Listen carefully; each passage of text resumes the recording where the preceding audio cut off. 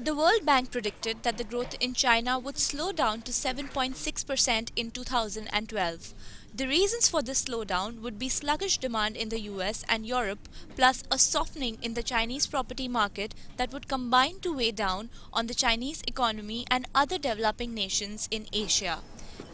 This statement was made by the World Bank's East Asia and Pacific Regional Vice President Pamela Cox. Developing East Asia is projected to grow by 7.6% in 2012, with slower expansion in China that is pulling down this aggregate growth rate. A slowing China will drag growth in emerging East Asia to two-year lows this year, but the World Bank warned that Europe's seething debt crisis could inflict even bigger damage if it worsens. China is the center of Asia's production market networks and accounts for two-thirds of the region's $592 billion shipments to Europe in 2001. It will also be the first one to suffer from an export slump before passing the effects on to others in Asia. Our forecast for China this year is 8.2%. It's a little lower than we predicted 6 months ago. The World Bank said that with Europe tightening its fiscal belt and stimulus funds in the US drying up, demand for Chinese exports have fallen. Some cooling off.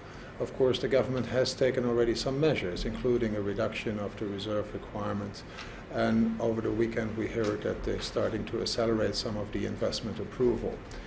China has considerable fiscal space in case there is a major slowdown, and therefore they would, at this point, can still feel comfortable that they can manage any type of major slowdown. But it is true that the recent data do point, at least on the external side, to a considerable slowdown. Spurring domestic consumption and moving up the value chain is the way forward for China and the rest of East Asia, where 2012 economic growth was lowered to 8.2% from 8.4% previously.